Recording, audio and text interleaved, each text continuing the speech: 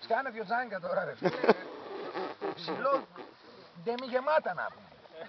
Μπαίνουν εκεί, παίρνουν κάτι μπύρες, μετά γίνεται μια μανούρα στο τσαντάκι μου, που το τσαντάκι μου, μα μου, με τα πολλά και με τα λίγα φορτώνω εγώ.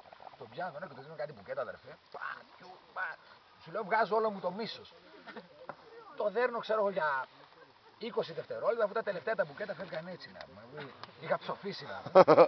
Τον έχουν πάρει λίγο αυτό να τα ζουμιά, έχει πέσει πάνω στο μπαρ έτσι. Και λέω, Ω το γάμισα το μίσο. Και το λέω το γάμισα, κάνει το τζάκι, είναι παπ, και σηκώνεται με τη μία. Και μου λέει τι κάνεις ρε. Τώρα θα βάλουμε ξύλο και στις τσέπες. Δεν ένιωθε με την καθόλου. Με το που το βλέπω τώρα, ξέρεις, ζάρια. Las Vegas. Seven the hard way. Το λέω τι είπες ρε μουνί, σηκώθηκες. Τώρα του λέω θα σε γάμισω. Και ευτυχώς ήταν ο άλλος και του λέει φύγαμε μαλάκα, δεν μας δίνουνε. Πάμε να βάλει κάτω ακόμα δεν πασώνανε, με βάρκες θα λέγαμε. Και ευτυχώς την κομπανίσανε.